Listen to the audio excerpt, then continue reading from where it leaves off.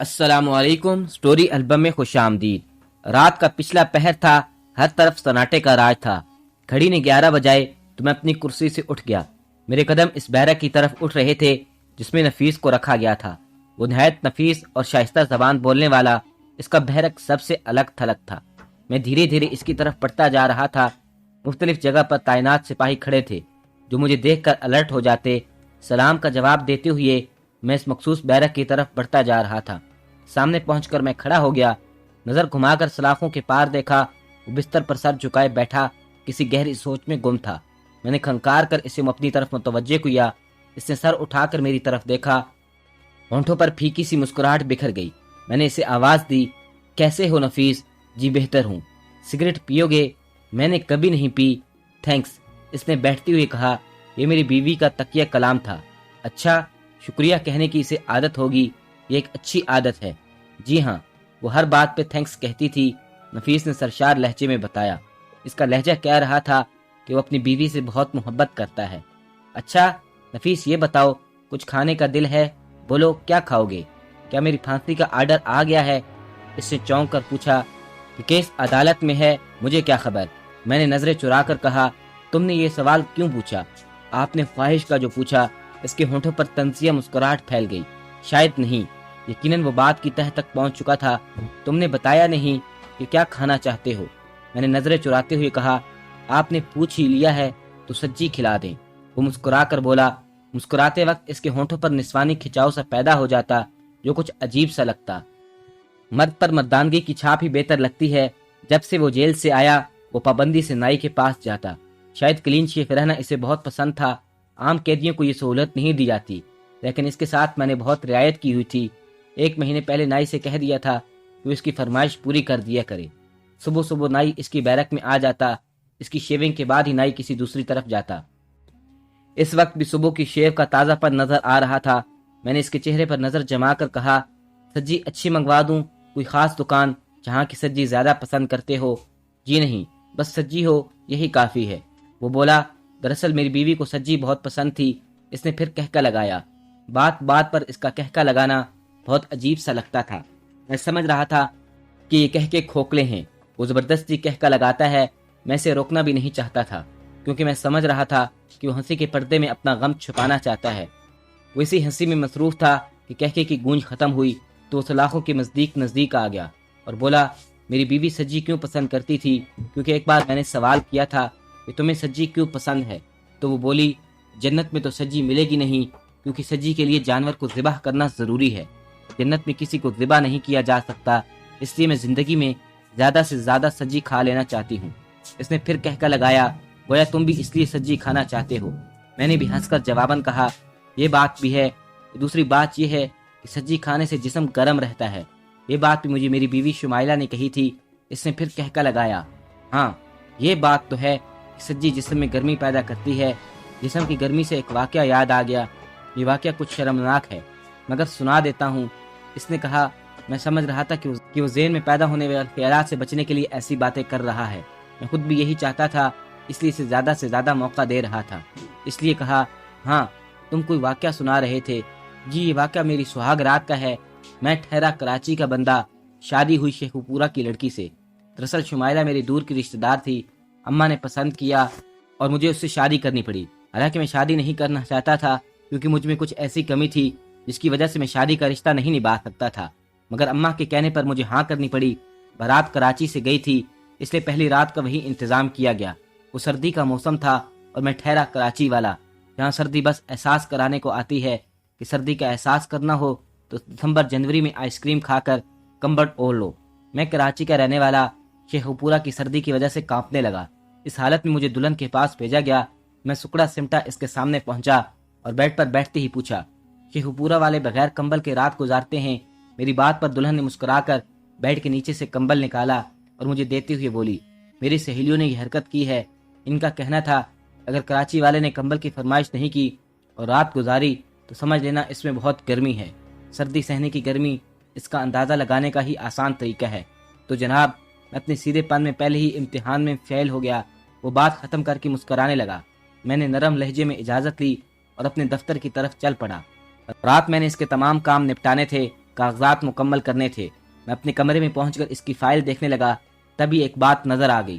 اس کے متعلق پوچھنے دوبارہ آنا پڑا۔ وہ اسی طرح فرش پر لیٹا تھا۔ مجھے دیکھتے ہی اس کے ہونٹوں پر پھر سے مسکراہٹ آ گئی۔ مسکراتے ہوئے بولا، گویا میرا شک مکمل ہے کہ میرے پھانسی کا حکم نامہ جاری ہو چکا ہے۔ یہ بات کیوں ذہن میں بٹھا لی ہے تم نے؟ جو حکم نامہ جاری ہوگا اسے تعمیل کرنا میری مجبوری ہے۔ حکم نامہ آئے گا تو میں تمہیں بتا دوں گا۔ میری بیوی کی بھی یہی عادت تھی کہ وہ ہر بات کھل کر نہیں بتاتی تھی۔ جب میں کچھ پوچھتا تو کہتی بتا دوں گی۔ تم اپنی بیوی سے بہت محبت کرتے تھے؟ جی ہاں، بہت محبت کرتا تھا۔ یہ کہہ کر وہ دیواروں کو گھورنے لگا، جیسے دیوار پر اس کی بیوی کی تصویر چپکا ہو۔ پھر گہری سانس لے کر بولا، اسی بیوی کے قتل کا الزام مجھے پر لگا ہے۔ اس الزام کے تحت مجھے پھانسی دی جائے گی۔ میں نے اس کے غمزدہ چہرے پر نظر جما کر پوچھا، تم اتنے یقین سے کیسے کہہ سکتے ہو کہ تمہیں پھانسی ہوگی؟ حالات واقعات یہی بتاتے ہیں۔ نچلی عدالت نے بھی میرے ساتھ انصاف نہیں کیا، یہی کچھ اعلیٰ عدالت بھی کرے گی۔ قانون ثبوت کے مطابق انصاف تلاش کرتا ہے، میرے خلاف ثبوت کا پہاڑ کھڑا کر دیا ہے۔ پورے 2 سال گزر گئے، اس عرصے میں کتنے سارے واقعات سامنے آئے، میں دم بخود ہوں۔ یہ لوگ ایک چہرے پر کتنے چہرے سجائے رکھتے ہیں، وہ آسان فراموشی پر آمادہ ہو جاتے ہیں۔ آخری پیشی پر مخالف وکیل نے جو گواہ پیش کیا، میں اس کے متعلق بتا رہا ہوں۔ اس نے دکھی لہجے میں کہا، وہ کون تھا؟ میں نے پوچھا۔ دراصل میں اس کو موقع دینا چاہتا تھا کہ وہ اپنے دل کی ہر بات بتا دے، کہ دل میں کوئی بات رہ نہ جائے۔ اس نے اس غمزدہ لہجے میں بتانا شروع کیا، مجھے جب کٹہرے میں پہنچایا گیا تو مخالف وکیل نے پہلا سوال کیا کہ یہ بات صحیح ہے کہ آپ کے گھر جمیلہ آتی تھی؟ میں نے اس بات میں سر ہلایا تو بولا، اس کی عمر کیا ہوگی؟ جواباً میں نے کہا، یہی 14-15 سال۔ میرے جواب پر وکیل مسکراتے ہوئے کہا، گویا وہ کھلتی ہوئی کلی تھی، اس وجہ سے آپ کے گھر میں میاں بیوی کا جھگڑا ہوا کرتا تھا۔ میں اس کا مفہوم سمجھ گیا، وہ ایک الزام لگا رہا تھا۔ مجھ پر میرے اندر غصے کی لہر اڑ رہی تھی، مگر یہ موقع نہیں تھا۔ اگر میں غصے میں آ جاتا تو بات مزید بگڑ جاتی، اس لیے اپنے لہجے کو نرم بنا کر میں نے جواب دیا، ایسا کون سا گھر ہے جہاں میاں بیوی کی تکرار نہیں ہوتی؟ مگر اس تکرار کا مطلب آپ غلط لے رہے ہو۔ میری بیوی میری زندگی تھی، میں اسے بہت چاہتا تھا، اس لیے وہ کبھی زیادہ ہی بھول جاتی تھی، مگر میں اس کی بات کا برا نہ مناتا۔ آسانی سے بول کر اس نے غصہ ٹھنڈا کر دیا۔ میرے جواب پر وکیل نے کہا، کیا یہ بات صحیح ہے کہ آپ کی بیوی اسے پسند نہیں کرتی تھی اور نوکری سے نکالنے کی بات کرتی تھی؟ اس کی اس بات پر مجھے یاد آ گیا، اس واردات سے 2 دن پہلے کی بات ہے۔ میری بیوی نے ناخوشگوار لہجے میں کہا کہ وہ جمیلہ کو نوکری سے نکالنا چاہتی ہے اور دوسری ماسی ڈھونڈ رہی ہے۔ میں نے پوچھا تھا کہ وہ ایسا کیوں سوچ رہی ہے؟ اس نے کہا تھا کہ مجھے اس کے چال چلن پر شبہ ہے، وہ گھنٹے گھنٹے بھر چوکیدار کے کمرے میں گھسی رہتی ہے۔ اس پر میں نے کہا تھا، تو کیا ہوا؟ وقت گزاری کے لیے گپے لگانے جاتی ہوگی، بچی ہے، اتنی چھوٹی چھوٹی باتوں کو نظر انداز کرنا بہتر ہوگا۔ میری بیوی نے منہ ٹیڑھا کر کے کہا، بچی نہیں، اب جوان ہو چکی ہے۔ جس پر میں نے کہا کہ ہم اسے نکالنے کی بجائے چوکیدار کو ہی نکال دیتے ہیں۔ جس پر میری بیوی نے کہا، نہیں، چوکیدار کو نہیں، بلکہ میں اس جمیلہ کو ہی نکالوں گی۔ اس بات پر کافی دیر بحث ہوتی رہی۔ میں نے سمجھانے کے لیے بھی کہا تھا، چوکیدار کا کیبن اتنا بڑا نہیں کہ کوئی غلط بات سوچی جائے، مگر اس کی رٹ تھی کہ جمیلہ جب بھی واپس آتی ہے، اس کے جسم سے گولڈ فلیگ سگریٹ کی ناگوار بو آتی ہے اور اس کی حالت بھی کافی اجڑی اجڑی ہوتی ہے۔ یہ بو ہی اس کا جرم ثابت کرنے کو کافی ہے۔ اس دن کے بعد وہ کئی بار لڑی کہ آخر آپ کو اس لڑکی سے اتنی ہمدردی کیوں ہے، اور میرا ایک ہی جواب تھا کہ انسانی ہمدردی۔ میں نے اپنی بیوی کو ہر قسم کی آزادی دی ہوئی تھی، وہ میری بجائے چوکیدار کے ساتھ ہر جگہ آتی جاتی۔ میں نے کبھی بھی اس پر کوئی پابندی عائد نہیں کی۔ وہ اپنی بات ختم کر کے خاموش ہو گیا۔ اس کی باتوں کا انداز بہت پیارا تھا اور ٹھہر ٹھہر کر باتیں کیا کرتا تھا۔ اس کی یہی بات مجھے پسند تھی۔ یہی نہیں، کئی اور قیدیوں سے بھی میں اسی طرح کھل مل کر باتیں کرتا ہوں۔ جیل میں آنے والے زیادہ تر قیدی محبت کے بھوکے ہوتے ہیں، اس لیے وہ میرے سامنے اپنی پوری زندگی کھول کر رکھ دیتے ہیں، اپنا تمام درد بیان کر دیتے ہیں، جیسے یہ اپنی ایک بات بیان کرتا جا رہا ہے۔ میں نے اس کے چہرے سے نظر ہٹا کر کہا، گولڈ فلیگ کی بو مجھے بھی سخت ناپسند ہے۔ آخری پیشی پر کیا ہوا جس کی وجہ سے انسانیت پر تم سے اعتبار اٹھ گیا؟ اگر مناسب سمجھو تو یہ بھی بتا دو۔ صاحب، ہونا کیا تھا، اس دن جب مجھے کٹہرے میں کھڑا کیا گیا تو مخالف وکیل نے مجھ پر الزام لگا دیا، آپ اور آپ کی بیوی کے درمیان تکرار ہوئی تھی اور اس کی وجہ جمیلہ تھی، جو 15-16 سال کی بچی تھی۔ یہ کوئی نئی بات نہیں، اکثر گھروں میں غربت کا فائدہ اٹھانے کے لیے گھر کے مرد معاشیوں کے بچوں پر ہاتھ صاف کرتے رہتے ہیں۔ آپ کسی بھی طاق میں تھے اور آپ کی راہ میں آپ کی بیوی آ گئی۔ جی نہیں، یہ غلط ہے، میں نے چیخ کر کہا۔ تو پھر حقیقت کیا ہے؟ اس روز کیا ہوا تھا، کھل کر بتائیں۔ وکیل نے طنزیہ ہنسی سے ہنستے ہوئے کہا، کسی نے سچ ہی کہا ہے کہ جب وکیل پیدا ہوا تو شیطان نے کہا لو آج ہم بھی صاحب اولاد ہو گئے۔ واقعی وہ وکیل شیطان کی اولاد تھا۔ اس نے الزامات کی بوچھاڑ کر دی۔ میں نے خود کو بچانے کی کوشش کر رہا تھا، وہ اس قدر تیزی سے مجھے دلدل میں کھینچ رہا تھا۔ اس کے سوال کا جواب دینے کے لیے میں اس دن کے واقعات یاد کر رہا تھا۔ کچھ بھی کر لے لیکن حقیقت کو جھٹلا نہیں سکتے۔ آپ نے جرم کیا ہے، ایک گھناؤنا جرم۔ آپ مجرم ہیں۔ اس بات پر میرے وکیل نے کھڑے ہو کر اپنی بات کو کسی کے منہ سے کہلوانا صحیح نہیں۔ میرے قابل دوست کو اپنے جرم کا انداز بدلنا ہوگا۔ مخالف وکیل نے میرے وکیل کی بات پر مسکرا کر کہا تو یہ جواب دینے میں اتنی دیری کیوں کر رہے ہیں؟ اس اذیت ناک جملے سے گھبرا کر میں نے جلدی سے کہا اس سے میں دفتر میں کام نپٹا رہا تھا کہ بیوی کا فون آیا، فوراً آ جائیں۔ اس بے وقت کے بلاوے پر میں نے پوچھا کوئی خاص بات؟ ایسی کیا بات ہو گئی؟ تمہارے لہجے سے ایسا کیوں لگ رہا ہے کہ تم کافی غصے میں ہو؟ بس میں نے کہہ دیا نا، جلدی آ جائیں۔ اس نے فون رکھ دیا۔ وہ کوئی بھی بات کھل کر نہ کہتی، ہر بات چھپا لیتی تھی یا بہت دیر بعد بتاتی۔ اس کی اس عادت سے میں پریشان رہتا۔ فون آ چکا تھا، لہجے میں بھی کچھ خاص تبدیلی محسوس ہوئی۔ میں نے دفتر سے چھٹی لی اور گھر کی طرف روانہ ہو گیا، اور گھر پہنچ کر آپ نے کام دکھا دیا۔ مخالف وکیل نے ایک بار پھر حملہ کر دیا۔ میں نے خود پر ضبط کر کے جواب دیا۔ جب میں گھر پہنچا تو باہر کا گیٹ کھلا ہوا تھا۔ چوکیدار اپنے کیبن میں موجود نہیں تھا۔ اکثر وہ نکڑ کی دکان سے سگریٹ لینے چلا جاتا۔ دکان زیادہ دور نہیں تھی، اس لیے دروازہ کھلا چھوڑ جاتا۔ اس لیے میں نے بھی توجہ نہ دی اور اندر داخل ہو گیا۔ برآمدے کا مرکزی دروازہ بھی کھلا ہوا تھا، جبکہ میری بیوی کی عادت تھی کہ وہ اندر والے دروازے کو بند کر کے رکھتی تھی۔ اتنی اہم بات کی جانب بھی میں نے توجہ نہ دی اور اندر داخل ہو گیا۔ اندر پہنچ کر میں نے شمائلہ کو آواز دی مگر اس نے جواب نہ دیا۔ پھر میں نے جمیلہ کو آواز دی، وہ بھی غائب تھی۔ میں جمیلہ کو آوازیں دیتا ہوا ڈرائنگ روم سے ڈائننگ ٹیبل اور پھر بیڈ روم میں آ گیا، مگر وہ نظر نہ آئی۔ میں نے باتھ روم میں جھانک کر دیکھا، وہ وہاں بھی نہیں تھی۔ باتھ روم بھی خالی پڑا تھا۔ تب میں کچن کی طرف بڑھا۔ شمائلہ کچن میں ہوتی تھی تو ہانڈی کی خوشبو ڈائننگ روم میں بھی پھیلی رہتی اور میری آواز بھی بآسانی سن لیتی، اس سے میں نے ادھر توجہ نہ دی۔ مگر جب وہ کہیں نظر نہ آئی تو میں کچن کی طرف چل پڑا۔ کچن میں دھانکتے ہی میری اوپر کی سانس اوپر اور نیچے کی سانس نیچے رہ گئی۔ وہ فرش پر لیٹی پڑی تھی، اس دنیا سے رخصت ہو چکی تھی۔ کسی نے اس کا کام تمام کر دیا تھا۔ یہ دیکھ کر میرے ہوش اڑ گئے۔ میں نے اتنا ہی کہا تھا کہ مخالف وکیل نے کھڑے ہو کر جملہ پورا کیا اور آپ خوفزدہ ہو کر گھر سے بھاگ نکلے، یہی نا؟ جی ہاں، میں نے اس بات کو گردن میں ہلا کر کہا۔ آپ ایک تعلیم یافتہ، باشعور اور ایک اونچے عہدے پر فائز جوان ہیں، قانون کا علم بھی رکھتے ہیں۔ ایسی حالت میں لوگ دوسروں کی مدد کے لیے بلاتے ہیں، لیکن آپ نے ایسا نہ کیا۔ آپ بنگلے سے نکل کر سیدھے انٹرسٹی بس سٹاپ کے ہوٹل میں جا پہنچے۔ کیوں؟ اس کے اس سوال پر میں نے نیچے آواز میں کہا دراصل میرا ذہن الجھ گیا تھا، اس لیے ہوٹل کے خاموش ماحول میں بیٹھا سوچ رہا تھا کہ مجھے کیا کرنا چاہیے۔ آپ سوچ رہے تھے؟ مخالف وکیل نے الزام لگایا، کس طرح بیوی کی لاش سے پیچھا چھڑاؤں، کہاں جا کر پھینکوں؟ اس کی لاش کو اس الزام کا جواب ثبوت سے دیا جا سکتا تھا جو میرے پاس نہیں تھا۔ ازل سے میں ڈرپوک اور الجھ جانے والا جوان تھا۔ میں خاموش تھا کہ مخالف وکیل نے کہا مائی لارڈ، اب اس قتل کے ایک اہم گواہ کو پیش کرنے کی اجازت چاہوں گا۔ اجازت ملتی ہی اس نے گواہ کو کٹہرے میں لا کر کھڑا کر دیا۔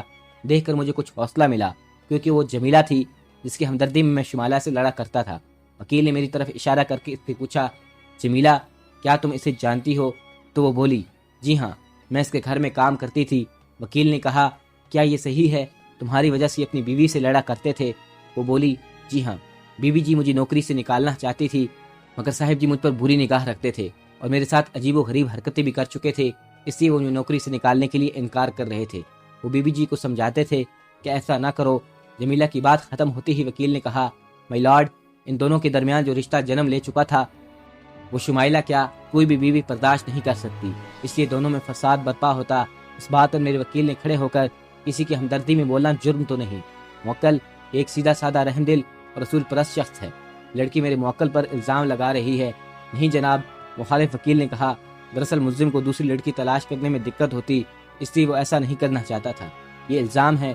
میں تقریباً چیخ پڑا تھا کہ مخالف وکیل نے مجھ سے پوچھا سچ بتاؤ، کیا یہ صحیح نہیں کہ جیسے ہی بیگم صاحبہ بازار جاتی بلکہ صاحب خود پیسے دے کر بھیجتے، پھر جیسے ہی وہ باہر نکلتی صاحب تمہیں اپنے کمرے میں بلا لیتے؟ میں اس کا جواب سننے کے لیے ہمتن گوش تھا کہ وہ بولی جی ہاں۔ اس کا جواب سن کر میں سکتے کی کیفیت میں آ گیا۔ جمیلہ سے ایسے جھوٹ کی توقع نہیں تھی۔ میں تو اس کی غربت پر ترس کھا کر اس کی ہر ممکن مدد کرتا رہتا تھا۔ شمائلہ سے چھپ کر وقتاً فوقتاً اسے پیسے بھی دیا کرتا تھا، پھر بھی اس نے ایسا جھوٹ کیوں بولا؟ جبکہ میں کسی عورت کے لائق تھا ہی نہیں، تو پھر جمیلہ کے ساتھ میرے تعلقات کیسے ہو سکتے تھے؟ اور جمیلہ نے اتنا بڑا جھوٹ کیسے بولا؟ اس بات کو سن کر جج نے عدالت برخاست کر دی کہ اگلی پیشی پر فیصلہ سنا دیا جائے گا۔ اور فیصلہ نظر بند رکھا جائے گا۔ میں نے ہوا کا رخ پہچان لیا تھا۔ میں سمجھ گیا تھا کہ پھانسی کا پھندا میرا مقدر بن چکا ہے، اس لیے میں بے چینی سے اس وقت کا انتظار کر رہا ہوں جب میں اس مقار دنیا سے کوچ کر جاؤں گا۔ نفیس کی باتوں سے لگ رہا تھا کہ وہ سچ بول رہا ہے۔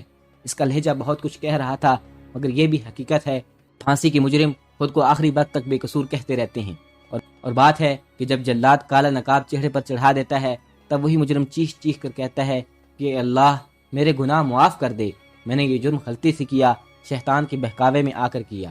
اس لیے اس کی بات کو اہمیت نہ دی اور اس کی بیرک سے لوٹ آیا۔ مجھے معلوم تھا اس کے ساتھ اچھا خاصا وقت گزار چکا ہوں، رات آخری حصے میں داخل ہو چکی تھی۔ اب سے کچھ دیر بعد مجھے پھر اسی بیرک میں آنا تھا۔ اسی میں سونے کی بجائے دفتر میں آ گیا۔ میرا اسسٹنٹ بھی جاگ رہا تھا۔ اسے چائے بنانے کا کہہ کر میں پھر سے نفیس کی فائل کا مطالعہ کرنے لگا۔ اس کی فائل سے یہ بات پتہ چلی کہ اس کا اس دنیا میں کوئی نہیں تھا۔ ایک ماں تھی جو 1 سال پہلے فوت ہو چکی تھی۔ اب جو کچھ بھی کرنا تھا جیل انتظامیہ کو ہی کرنا تھا۔ میرے ارد گرد اتنے سارے قیدی تھی، مگر پتہ نہیں نفیس الگ سا محسوس ہونے لگا۔ اس سے میں آج کی رات اس کے ساتھ گزار رہا تھا۔ شاید وہ بھی مجھ سمجھ چکا تھا کہ یہ اس لیے جاگ رہا تھا۔ فجر کی اذان سے ذرا پہلے مولوی صاحب آ گئے۔ میں نے کہا وہ جا کر نفیس کو غسل وغیرہ میں مدد دیں، پھر نماز پڑھا دیں۔ وہ اس کے بیرک کی طرف چلے گئے۔ میں دفتر میں بیٹھا گھڑی کی سوئیوں کی طرف دیکھتا رہا۔ وقت گزرتا جا رہا تھا۔ نماز پڑھ کر میں بھی نفیس کی بیرک میں پہنچ گیا۔ پرسکون تھا، زیر لب کچھ پڑھ رہا تھا۔ میں نے ساتھ آئے دونوں سپاہیوں کو اشارہ کیا۔ انہوں نے بیرک کا تالا کھولا، اسے باہر نکالا، اس نے مجھ سے مصافحہ کیا، پھر کہا سر میں رات ہی میں سمجھ چکا تھا، پھر بھی آپ کا شکریہ، آپ نے میرا خیال رکھا۔ اگر روز محشر ملاقات ہوئی تو بھی شکریہ ادا کرتے ہوئے پائیں گے۔ پھر اس نے آگے کی جانب قدم بڑھا دیا۔ میں بے قصور ہوں، پھر بھی سب کا قصور معاف کیا۔ میں بھی اس کے ساتھ مرے مرے قدموں سے چل پڑا۔ جلاد نے تختہ تیار کر لیا ہوگا، بس کچھ دیر کی بات ہے، یہ قصہ اختتام پذیر ہو جائے گا۔ میں سوچ میں گم اس کے ساتھ چلا جا رہا تھا، اچانک وہ میرے دفتر کے سامنے رک گیا۔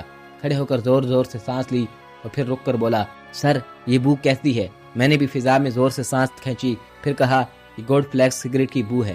اس نے حیرت سے ادھر ادھر دیکھتے ہوئے کہا یہی وہ بو ہے جو مرتے وقت نائلہ کے کپڑوں سے آ رہی تھی۔ میرے اندر کچھ بے چینی سی ہوئی، بات کی تہ تک پہنچ چکا تھا، مگر میں مجبور تھا، عدالت کے حکم کو رد نہیں کر سکتا تھا۔